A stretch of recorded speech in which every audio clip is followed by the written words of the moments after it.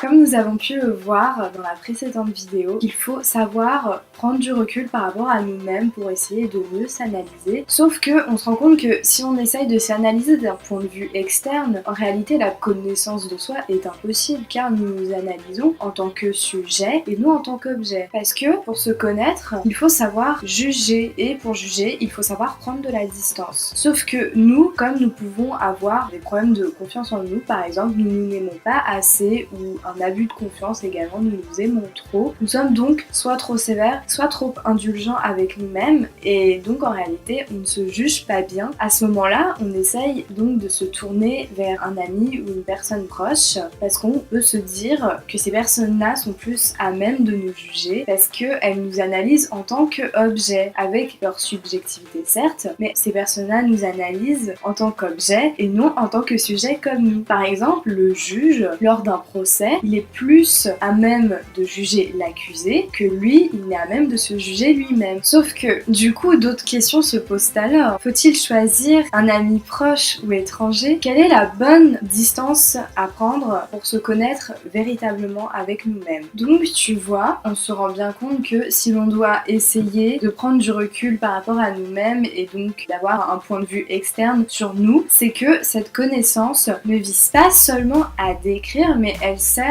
aussi à expliquer, à savoir plus en détail donc qui nous sommes. Par exemple, quand on va chez le médecin, on lui explique les douleurs que l'on a. Donc on est en train de faire une description. Mais lui, le médecin, ce qu'il va essayer de faire, c'est d'expliquer les douleurs que l'on a. Il connaît mieux que nous-mêmes ce que nous avons puisque lui, c'est son métier. Sauf que le médecin ne va pas nous expliquer quelle est la cause de notre maladie. Il va seulement essayer de résoudre les effets de celle-ci. Et on peut en dire de même pour les états psychiques parce que tu sais ce que tu veux, ce que tu désires profondément, mais en réalité, dans la plupart des cas, tu aurais vraiment du mal à expliquer pourquoi tu désires cela. Par exemple, Phèdre, dans cette pièce éponyme, on sait qu'elle est amoureuse du fils de son mari. Elle le sait, c'est incontestable, mais elle ne saurait pas l'expliquer pourquoi. On pourrait donc être amené à faire certaines suppositions par rapport à nous-mêmes. Du coup, on pourrait partir sur plein d'hypothèses sur nous-mêmes par rapport aux causes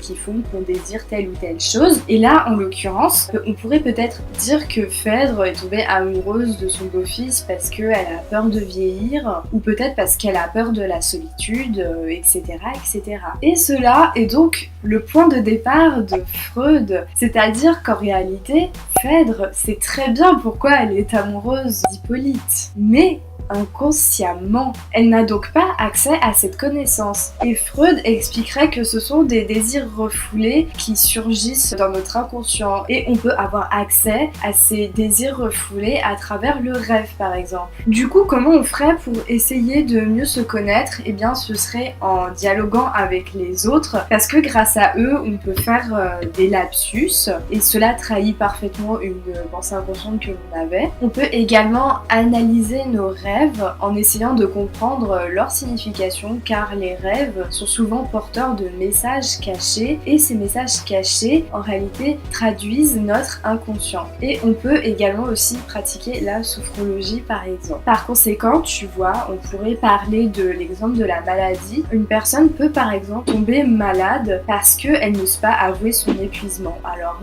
je dis pas qu'à chaque fois que quelqu'un tombe malade c'est en raison du fait qu'elle veut pas avouer son épuisement qu'elle tombe malade, mais c'est des choses qui peuvent arriver. C'est parce que dans sa tête, inconsciemment, il ou elle est tellement au bord de l'épuisement et comme il ne sait pas vraiment le dire à l'oral, il n'arrive pas à exprimer véritablement cette pensée. Enfin, en tout cas, consciemment, il ne peut pas expliquer ce qu'il ressent. Donc la pensée inconsciente va s'exprimer à travers la maladie. Par conséquent, il n'y a pas que l'ignorance des causes physiques et psychiques que l'on peut avoir, ainsi que l'inconscient qui nous empêche de savoir qui nous sommes réellement. Il y a également un autre obstacle qui s'impose, voire même plusieurs. Et c'est là où on va arriver à la troisième partie de la dissertation et comme je le dis souvent à la partie que je trouve la plus intéressante, à savoir donc que cela nous amène à certaines questions. Quelle est la véritable nature du moi que je cherche à connaître en réalité? Est-ce que je peux avoir une identité fixe? Et est-ce que notre identité a-t-elle des propriétés déterminées et prévisibles? Mais ça, nous le verrons dans une prochaine vidéo.